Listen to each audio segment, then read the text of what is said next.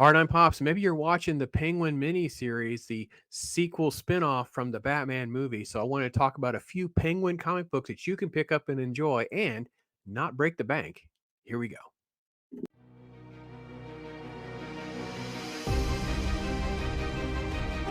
All right, first up, Penguin Pain and Prejudice, 2011, Greg Hurwitz story. Simon Krudansky is an artist that I really do enjoy their work. It's a 5-issue miniseries, but these things will run you just a few dollars a piece. So you probably can pick this up for $20 or less. This miniseries is sort of a backstory to Oswald Cobblepot. It's sort of like trauma from his childhood and abuse that he suffers, kind of deals with sort of the family dynamics, and it juxtaposes all of that against present day. He being this ruthless crime lord, of course, evading the Batman at every turn, right? Has this complicated relationship with his mother. Very much kind of a influence, if you will, or at least a dotted influence to the show, or at least a little bit what they're going for. The narrative kind of feels that way.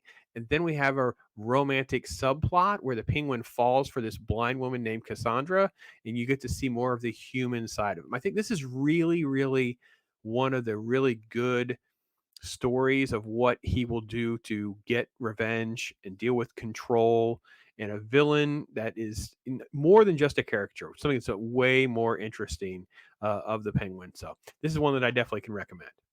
Okay, this is a three-part miniseries called The Penguin Affair. And as I've talked about the 90s, what was so great about reading the issues during this era was that they would thread together crossovers from Batman to Detective. They also would have a universe that felt everything was connected.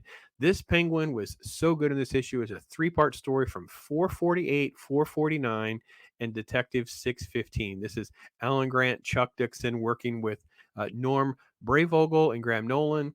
The Penguin basically uses technology, and he's got this moot mechanic, this guy named Harold, and he uses this ability to telepathically control birds and to use them to commit crimes against Gotham and also not being connected at all.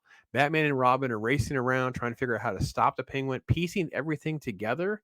And the penguin himself seems really out of control. He sort of believes that he can control all birds across the whole world. This sort of like delusion that he kind of gets into about obtaining power and respect. And you can sort of get like a nice contrast between his ambitions and his insecurities. So the storyline really talks a lot about his strategy, exploiting others, what he'll do to achieve his own ends, and of course this conflict that he has with Batman and the fact that he can always outsmart Batman, which of course we know that's not going to be the case. So really a good one, like I said. And this is the kind of thing, if you enjoy this, I think there's issues that come before and after this. I did a video previously on the Riddler one.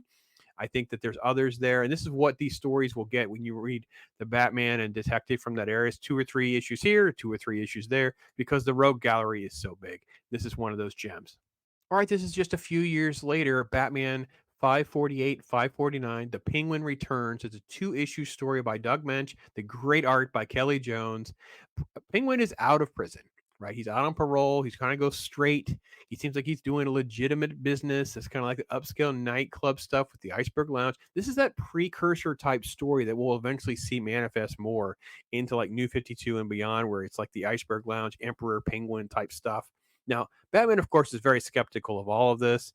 And despite everything to go legitimate, the Penguin, of course, is always drawn back into his criminal underworld. He becomes embroiled into a plot involving all of his underlings and this threat issue. I think this really kind of gets into that struggle where he's trying to figure out how to be a respectable person and also can't escape his criminal tendencies. This is the classic Penguin, but I also think it's that precursor to the darker nature that we see him have on like the thread that he kind of is able to balance later on, where he can be pulling all the strings to be the puppet master, and Batman therefore doesn't have anything on him directly. So this is a really good story. Again, 2 issues. Again, this is the stuff that doesn't break banks. You're talking like $10. You might be able to play $5 a piece at the most. Cool art, great stuff. Check this one out. The Penguin Returns, 1997. All right, the last one on the list for you, 2008, Joker's Asylum, Penguin #1, the most recent of them. This was actually written by Jason Aaron. This is a standalone story, basically out of this sort of like Joker's Asylum series where they focus on different villains. Joker is the one narrating the story about the Penguin, where he's infatuated with this beautiful woman. I think her name is Violet, and he's mocking him, belittling him. And of course, there's a target because it's an obsessive love thing.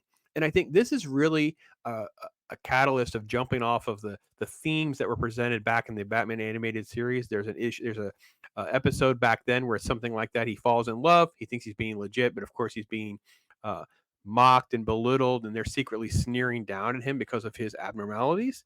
And here you're of course seeing the same constant struggle that Penguin always has. He wants to be accepted. He wants her to fall for him. He wants respect, but of course he can't get away from his brutality, the tragedy, all the stuff that's in his past, and what he continues to do. I think this is actually a story because it's done from the Joker's point of view and sort of like this mocking perspective of things. It gives you even more sympathy for the Penguin, that he's actually capable of being sweet and sentimental, but at the same time, the other side of that coin is this horrific, violent crime boss that's obsessed and cruel and mean. So this is also one that's not going to break your bank. Joker's Asylum books are not real expensive. This is the Penguin one from 2008. So I hope that gives you some stuff to go on. Maybe you can find one or two there that you can enjoy. Obviously, head out to your local comic shop, see if you can find anything for yourself. Support that local business. I'd love to get rid of some of these back issues because right now the industry is really struggling, and it's great to point out things that are really good. And hopefully, you do enjoy it. And give me the feedback, folks, if you do like or don't like these, or you have others to recommend. Because obviously, we could list off dozens of these, but I also want to keep the budgets really small. I like to see things that are not easily accessible in trade paperback, something that was more like, let me find standalone stories, just, a $2, $3 type story that people can really enjoy. So that's what I was looking for. Love to hear your thoughts. Also love to hear your thoughts on the Penguin miniseries. I enjoyed episode number 1. You'll see more videos dropping soon. Take care, everybody. Talk to you later. I am Pops.